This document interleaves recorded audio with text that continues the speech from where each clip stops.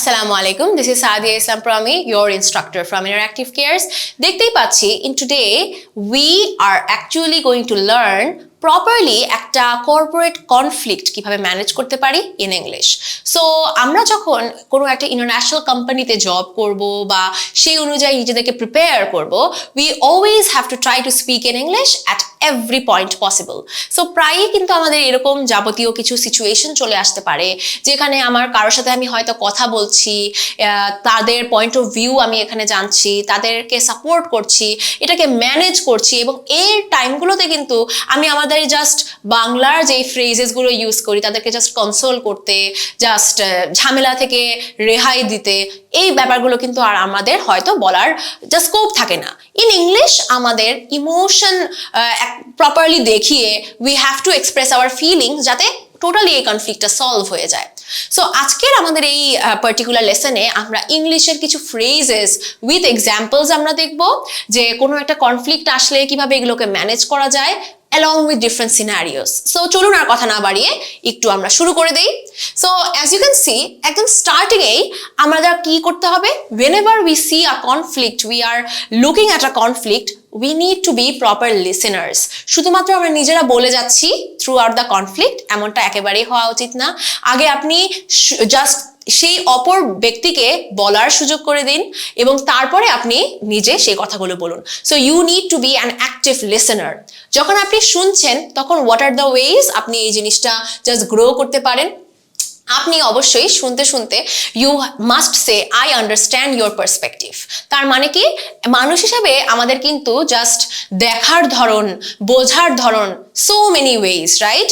আমি একটা জিনিসকে যেটাকে in my perspective it's totally fine, in someone else's perspective এটা অবশ্যই অন্যরকম হতেই পারে। সো আমাদের সেই জিনিসগুলো বুঝতে হবে যে হিউম্যান বিইংস হিসেবে we are so different from each other, right? So আমার অবশ্যই তার কথা শুনতে শুনতে আমরা বলবো yes I understand your perspective, এবং তারপরে আমি তার কথাটা যখন শেষ হবে দেন আমি জাস্ট পারমিশন চেয়ে নিব and then I will tell whatever I need to say. So বুঝতে হবে যে আমরা we have to be good listeners and this is how we have to just continue. একটা এক্সাম্পল হিসেবে দেওয়া আছে, I hear your concerns about the proposed budget cuts and I appreciate you sharing them with me. So আমি বলতে পারি I understand your perspective, এবং এইভাবে আমি বলতে পারি যে হ্যাঁ আপনার যেই কনসার্ন গুলো আছে, আপনি বলছেন যে প্রপোজ করছেন যে বাজেটে কিছু কাট করা উচিত, মানে আরেকটু অনেক বেশি খরচ হয়ে যাচ্ছে, আমি এই জিনিসগুলো শুনছি, I hear you, মানে আমি কিন্তু প্রপারলি আপনার দিকে মনোযোগ দিচ্ছি। So this is a way, this is a fantastic way আমি আমার নিজের এক্সপ্রেস করলাম জাস্ট আমার নিজের ইমোশনস গুলো, and I appreciate you sharing them with me. আপনি যেহেতু শেয়ার করেছেন আমি অনেক বেশি অ্যাপ্রিশিয়েট করছি আপনাকে। Just this is a way I can just express যে আমি কতটুকু শুনছি। নেক্সট কথা হচ্ছে acknowledging emotions. So just human beings হিসেবে আমরা কিন্তু ইমোশনস লাইক আমাদের এক একজনের এক একটা লেভেল অফ ইমোশন। কিছু মানুষের রাগ বেশি, some are very sad very easily, some are just neutral all the time. So এক একজনের এক এক রকম ইমোশনস। ইন ইংলিশ আমি এই ইমোশনসগুলোকে কিভাবে ট্যাকল করব বা কিভাবে তাদেরকে এক্সপ্রেস করব, সো আমি তাকে কিন্তু চাইলে এভাবে করে হেল্প করতে পারি। সো হেল্প বলতে কি, জাস্ট আমি এমন একটা সুন্দর সেন্টেন্স বললেই যাতে সেই মানুষটা বুঝতে পারে যে I am actually feeling for that person. So the phrase can be I see that this situation is frustrating for you. হ্যাঁ আমি বুঝতে পেরেছি যে এই সিচুয়েশনটা আপনার জন্য অনেক ফ্রাস্ট্রেটিং, অনেক ঝামেলাকর। সো দিস ইজ হাউ আমি জাস্ট তাকে বলছি যে হ্যাঁ I really understand. Sometimes I really understand, কেউ প্রপারলি বুঝুক কনফ্লিক্টের টাইমে, এরকম বোঝার একটা মানুষই কিন্তু দরকার হয় to properly manage the conflict, তাই না? সো এই কারণে this is a way I can acknowledge. যেমন একটা example, I recognize that the delays in project delivery have caused frustration among team members. আমি বুঝতে পেরেছি যে যেহেতু প্রজেক্ট ডেলিভারি মানে আমাদের প্রজেক্টটা ঠিক কোন টাইমে আসবে এই নিয়ে অনেক দেরি হয়ে গেছে, এই কারণে আমাদের টিম মেম্বাররা তারা অনেক ফ্রাস্ট্রেটেড, তারা অনেক বিরক্ত বোধ করছে, এই জিনিসটা আমি বুঝতে পারি। I recognize this. So just আমি তাকে বললাম যে হ্যাঁ আমি আপনার ফিলিংস বুঝতে পারি, আমি আপনার সাথে আছি। Acknowledging emotions, right? তারপর আমরা দেখি expressing empathy. So at the same time আমরা যদি একটা প্রফেশনাল কনটেক্সটেও থাকি তারপরেও একে অপরের প্রতি we have to have empathy, আমাদের সহানুভূতি থাকা উচিত, আমাদের এই মায়া থাকা উচিত, রাইট? সো এইটা বলতে বলতে গিয়ে we should not get too ahead, অতিরিক্ত পরিমাণে অনেক বেশি পার্সোনাল রিলেশনশিপ অনুযায়ী আমাদের সেন্টেন্সেস বলা একেবারেই উচিত না, but formally and politely handle করার জন্য we can say I can imagine how challenging this must be for you. আমি বুঝতেই পারছি যে এই ব্যাপারটা হয়তো আপনার জন্য কতটুকুই না চ্যালেঞ্জিং। সো জাস্ট এই যে I can imagine dash dash dash এইরকম একটা স্ট্রাকচার দিয়েই কিন্তু ইমিডিয়েটলি আমি জাস্ট শো করলাম যে I am actually expressing empathy, আমি সেই ফিলিংটাই তাকে দেখাচ্ছি যে আমি ঠিক কতটুকুই স্যাড না।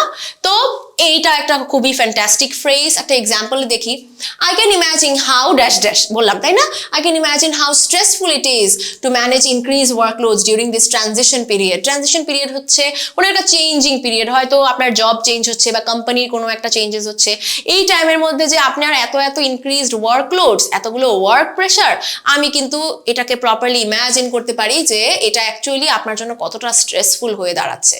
So this is another way to express your empathy. Now seeking common ground, এরপরে আমরা কি করতে হবে, যখন আমরা দেখি যে দেয়ার ইজ আ কনফ্লিক্ট দেয়ার, হয়তো এই পার্টিও কিছু ভুল আছে, এই পার্টিরও কিছু ভুল আছে, অথবা মনে হচ্ছে দুইজনই কারেক্ট, কিন্তু অ্যাকচুয়ালি কি হচ্ছে, then we have to seek a common ground, দুজনের মধ্যে একটা প্লেন লেভেলে আসা উচিত, অথবা উই ক্যান জাস্ট সে যে let's forget what happen, let's just start ahead. So this is how we have to seek a common ground. In English আমরা এই কাজটা কিভাবে করতে পারি, the phrase is let's focus on what we can agri on.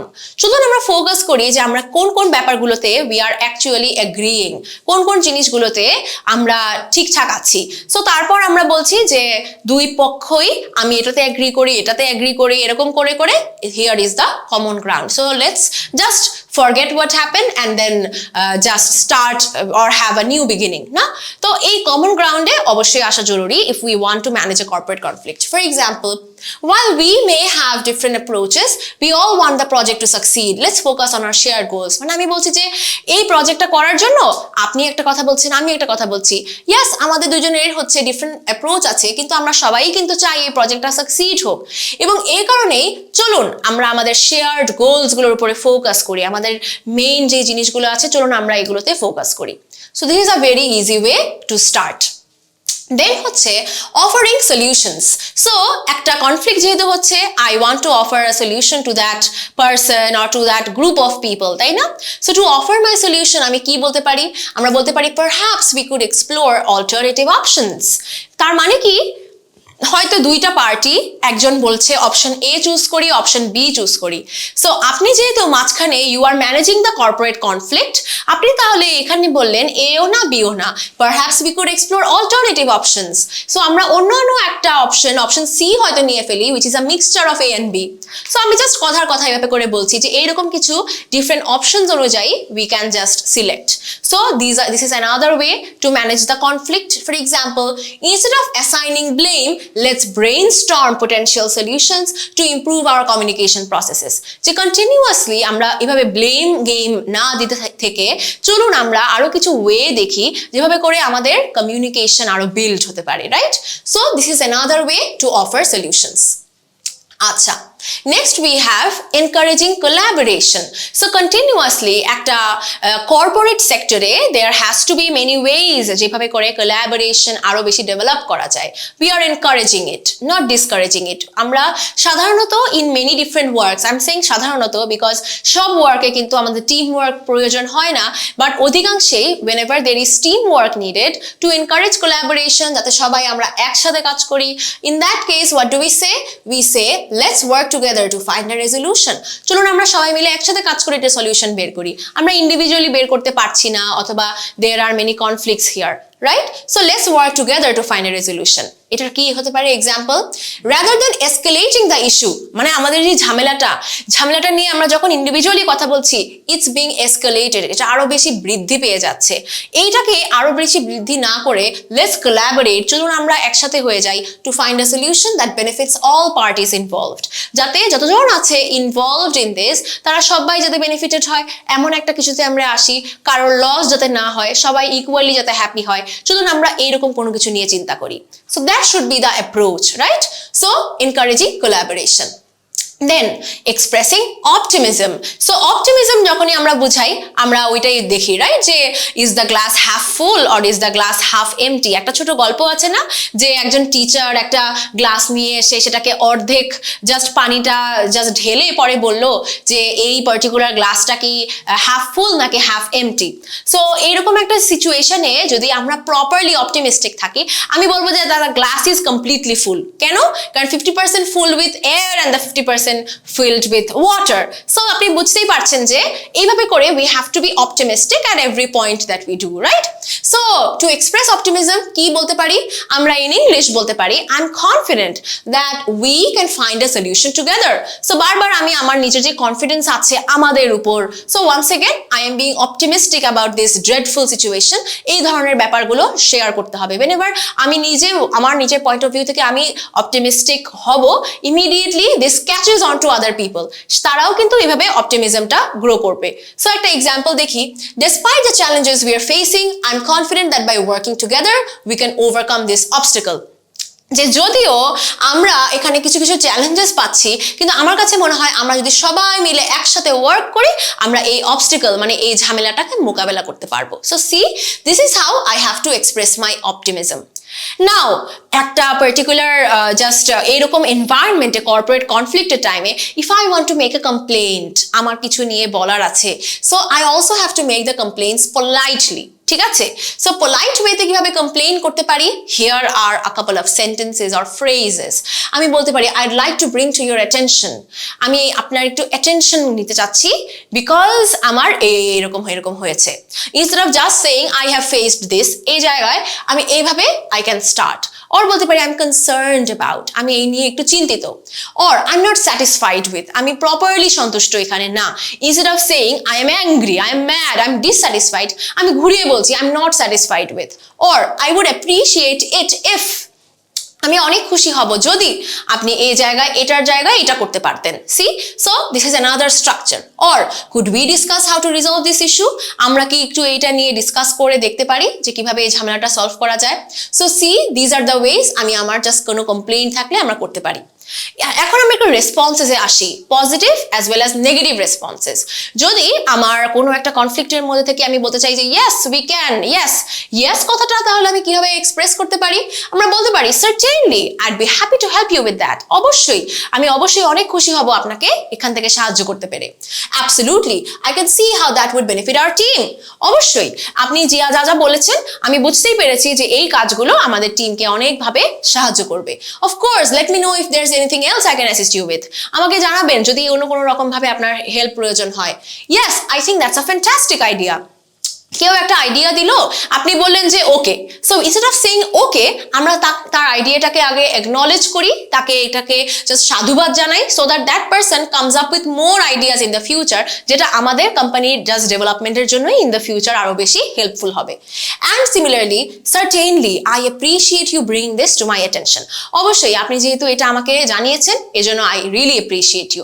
এটা যদি একটা কমপ্লেইন্টও হয়ে থাকে, একটা কমপ্লেইন্টের ক্ষেত্রেও কিন্তু this is another way of just being positive about the response.